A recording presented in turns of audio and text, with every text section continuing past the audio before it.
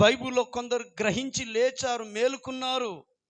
దినములు చెడ్డవి గనక మీరు సమయాన్ని పోగొట్టుకోవద్దు, సద్వినియోగపరచుకోండి. నిద్రమత్తులోని బయటికి రండి.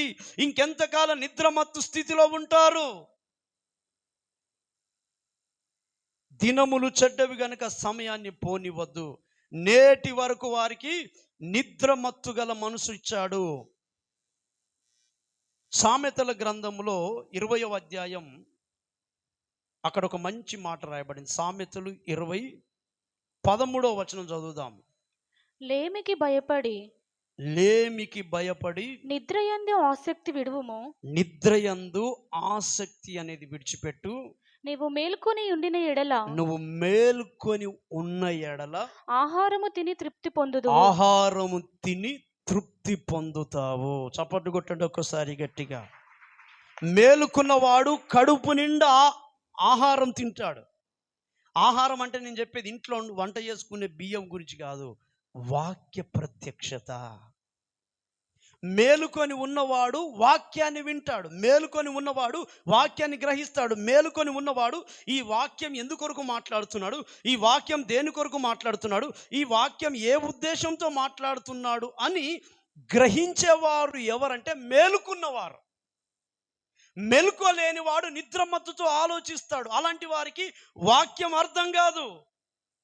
ఇలా నిద్రమత్తుతో ఉండే వారికి వాక్యం అర్థం కాకపోగా ఏమవుతుందంటే వారికి మరణం సంభవిస్తుంది, వారి మనసు కూడా కఠినమైపోతుంది. అందుకే బైబిల్లో చూడండి, పేతురు కూడా ఒక సందర్భంలో నిద్రపోయాడు. ఆత్మ సంబంధమైన నిద్ర, దేవుని ప్రేమను గుర్తించని నిద్ర, దేవుడు ఎవరో తెలియదని అబద్ధమాడిన నిద్ర.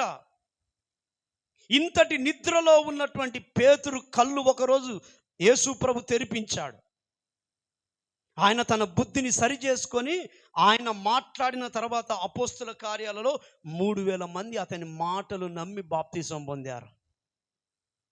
కళ్ళు తెరవబడ్డ తర్వాత, మేలుకున్న తర్వాత 3000 మంది రక్షణ పొందారు. బైబుల్ అదే స్టెఫెను ఉన్నాడు. స్టెఫెను మాట్లాడుతుండగా కొంతమంది హృదయాలు కఠినపరుచుకున్నారు. ఎందుకు కఠినపరుచుకున్నారంటే నిద్రమత్తు కలిగిన ఆత్మ. నా వైపు చూడండి అందరూ, నిద్రపోయే వాళ్ళు ఒకసారి హల్లెలూయా చెప్పండి గట్టిగా.